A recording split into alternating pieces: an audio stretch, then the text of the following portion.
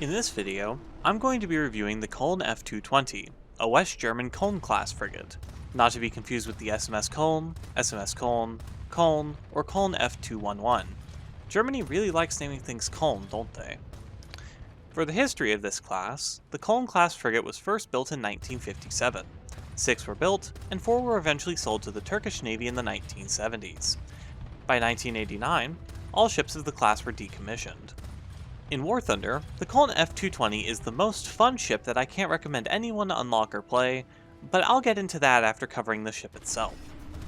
The Koln F220 has two 100mm 55 caliber MLE cannons split into 2 turrets, one in the front of the ship and one in the back.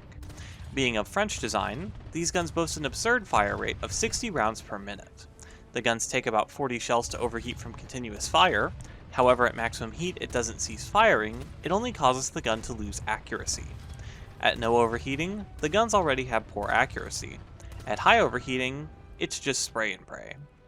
At close range you can continuously fire and still hit most of your shots, but at longer ranges, it's best to time your shots as to keep overheating at a minimum. For shells, the Koln F220 has a pretty limited selection.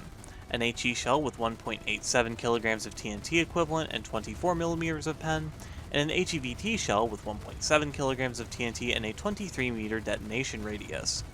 HE is the go-to shell for anything other than aircraft. Despite being a relatively low caliber shell for battle rating 4.3, the hexel filler used by the shell is incredibly effective, giving it 1.87 kilograms of TNT equivalent for only 1.1 kilograms of filler. This makes these shells punch above their weight and actually gives the Koln F220 an HE output similar to many destroyers. The place this shell struggles is against ships with high anti-fragmentation armor, such as cruisers that can resist the damage that it deals. The HEVT ammo is useful against planes, having slightly less filler, but coming with a magnetic airburst fuse. Paired with the Koln F220's radar, these shells are quite effective at swatting planes out of the sky. Just be sure not to fire too many of them. With a cost of 20 SL per shell, you can lose up to 2400 SL per minute from continuous fire. You shouldn't need to use this much at all, however. The Koln's anti-air weaponry doesn't leave much need to handle aircraft yourself. The Koln gets 6 40mm MEL-58 cannons split into 4 mounts, 2 dual cannon turrets and 2 single cannon turrets. These are the same cannons the Jaguar Class 140 has 2 of, giving the ship the equivalent of 3 Jaguar PT boats in secondary weaponry alone.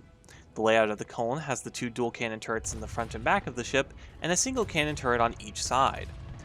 With this layout, anywhere from 2 to 5 cannons can be firing at a single target at once.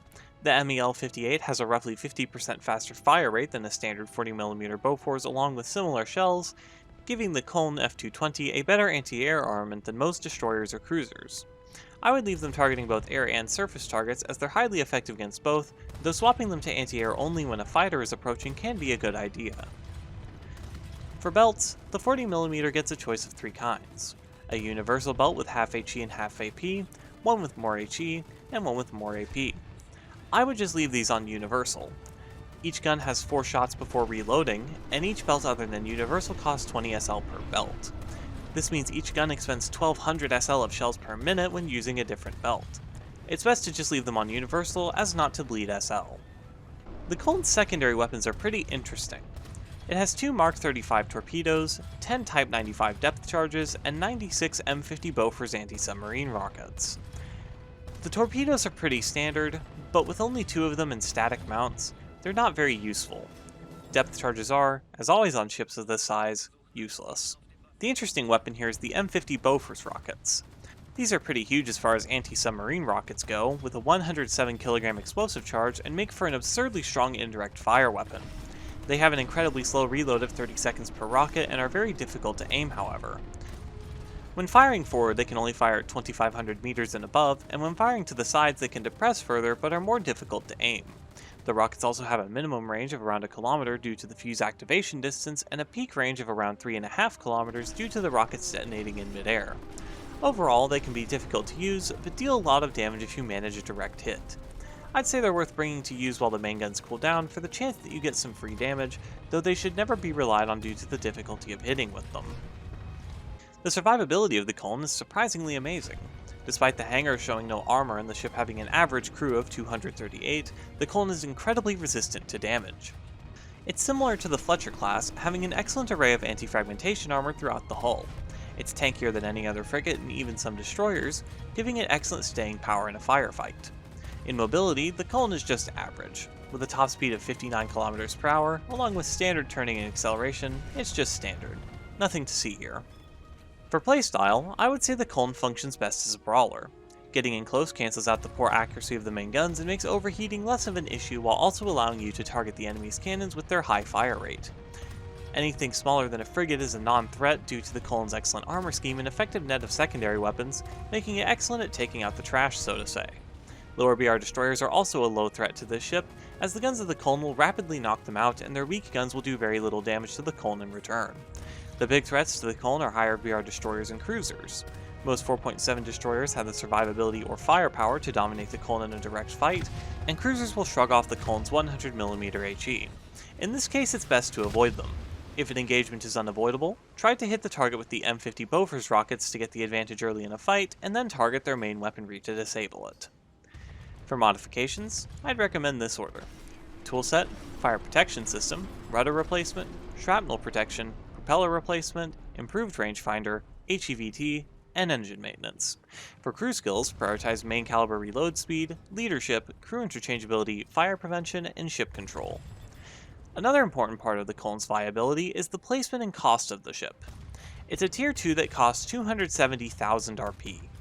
This means cruisers get major RP reductions while trying to research it, and it gets major RP reductions when trying to research them. For grinding, this ship is terrible, both for getting it and for grinding with it. I'd only recommend getting this if you really want to play it. If your goal is larger ships, you could be midway through German Tier 4 cruisers by the time you'd be able to get the Koln F220. The last thing to mention is the economy of this ship. Gaijin, with their magical spreadsheets, decided that they should increase the repair cost from a casual 8,000 SL to an eye-watering 42.5 thousand SL. So, this has taken it from a pretty fun and strong ship that isn't viable for grinding to deleting your SL every time you play it. I think this is the first ship I'm going to have to recommend not playing at all, despite it being fun. 42.5 thousand SL is beyond what you can realistically earn in even a good match with this thing. The Ikazuchi got a similar treatment, going up to 45.5 thousand SL. At least the Portland went down to the price it should have released at. I could make a whole video going into the current state of Naval, but at this point there are more problems than I can talk about in just one video, so hopefully Gaijin will fix some of the absurdly obvious bugs so I can provide feedback that isn't just fix the thing that you already know is busted. As always, thank you for watching. Please like if you did, and remember to subscribe for more.